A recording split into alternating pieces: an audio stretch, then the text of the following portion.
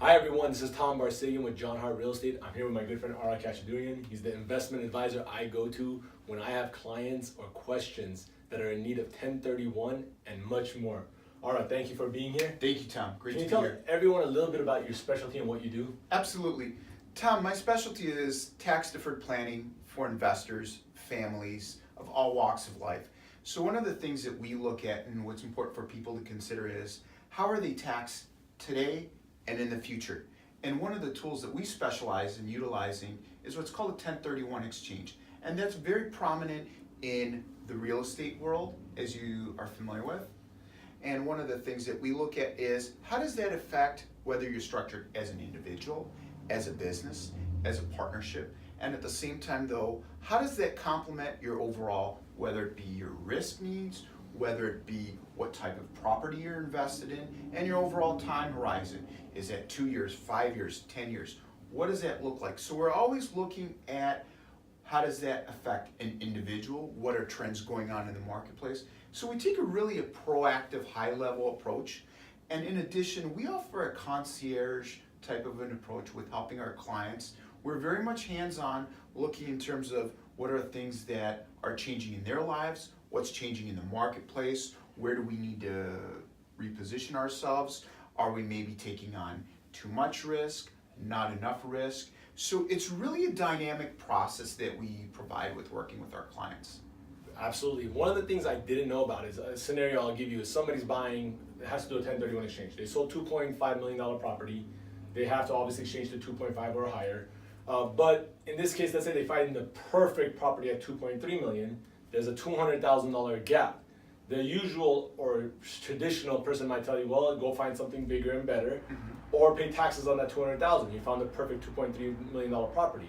One thing Ara introduced me to was a different option. Ara, can you go a little bit into that? Let's say I'm 200,000 short, I'm 500,000 short, I'm $1 million short of meeting my 1031 exchange limit need, but at the same time, I don't want to buy another property. I don't want to go into another landlord situation. Can you talk a little bit about that? Absolutely. So Tom, there's something that's called a DST, a Delaware Statutory Trust. So as you said, so let's say you found the perfect property, but you're $200,000 short.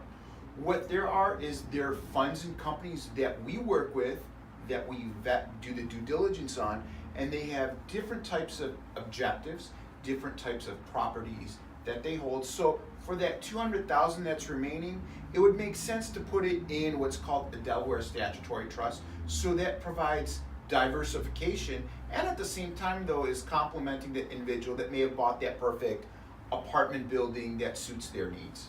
Absolutely. And maybe they want to diversify their portfolio, right? You don't want to put all your eggs in one basket. I just sold $3 million of real estate. I don't want another $3 million in real estate. I want something that kind of protects me, hedges me. This kind of gives you that option, right? I can go buy a $1.5 million property and have $1.5 million in a DST. Absolutely. We could even look at that, maybe a portion in a DST, and then we look at, for example, when are you going to be needing to access that funds? What do you want that to do? So there's a constant monitoring and a proactive approach that goes into, number one, not only identifying where you should be invested, but how you should be invested, because it's not only important what are you invested in, it's important how you're taxed. You want to put more money into your pocket versus Uncle Sam's. Absolutely. Now, another strategy that you brought to light to me, and again, I've been in the business for a while, but I don't always deal with these things. That's why having somebody like you that's constantly educated, proactively out there doing these different types of strategies is a reverse 1031 exchange. A lot of people didn't know this, and I didn't know this either. You can actually go and actually buy something first, and then sell the property that you need to fund that property. Now, it's really complex, but at the same time, can you give them just a little bit of an overview on a reverse 1031 exchange? So certainly, what happens is, Tom, everything is about timing, whether it be identifying a property and being able to execute in a timely manner. So sometimes what may happen is you find something that you like and you want to identify it, but you haven't sold your property yet. So what you will do is you'll go through the process with what's called a qualified intermediary. It's much like going through escrow. Of course. So what happens is you work with that qualified intermediary, and when you've identified their property, basically what they do is they hold it into like a trust for a period of time until you've gotten ready to maybe sold your property. So in other words, you do have something that you've identified it's held for you until you're completing this side of that transaction. And there's certain things you have to abide by to go through and comply with, whether it be a 1031 exchange, and even including the IRS code. Correct. Now, let's just say beyond 1031, let's say I'm an investor that either came across money, I sold a property, I don't want to be a landlord anymore. You informed me about this option called a REIT, R-E-I-T. Correct. Can you go a little bit over what a REIT is? Absolutely. So what happens is, Tom, sometimes people don't want to deal with what we call the 3 T's, which is toilets, tenants, and trash. They're looking for some type of a stream of income where they really don't have to worry about the management, the tenants, how is things being maintained.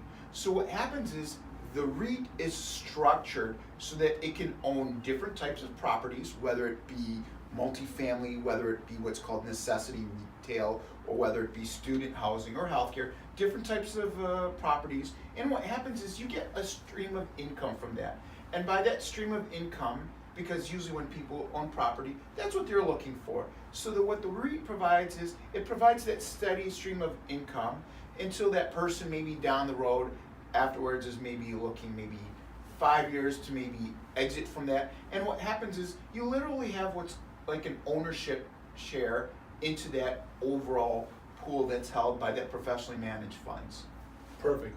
Guys, this is just the tip of the iceberg. There's a lot more details and complexities to these topics that we're talking about. But what I'm hoping is you guys are getting an idea of the multitude of options ARA can inform you about and bring to your table for you with what to do with either A, if you're looking to invest, or if you're an investor already and you're looking to diversify or get out of a situation that maybe you're no longer in. And our REIT actually is a great option. ARA, there was one more topic that you really wanted to share with people in regards to investment management and so forth. And go ahead and tell everybody about Absolutely. That. So the approach that we take with working with our clients is we take a holistic, agnostic approach. So what that means is we're not looking for any particular type of product. We're looking at what's the problem, what's the solution, and how do we solve it. And that process is going to be changing based upon individuals' particular needs, goals, life events, or more or less market or global opportunities. So we take a proactive approach, identify it, and literally create a roadmap to success so individuals can get from point A to point Z throughout the way. Absolutely. So, for example, if I want to set up something in the future where a specific amount of my investment properties or my investments are classified in a manner where X amount goes to my baby girl Brooklyn or X amount goes to my baby boy Benjamin, these are the kind of things you're talking about, right? Maybe Absolutely. Setting up a stream of income for your children as they get older without giving them control of the full portfolio.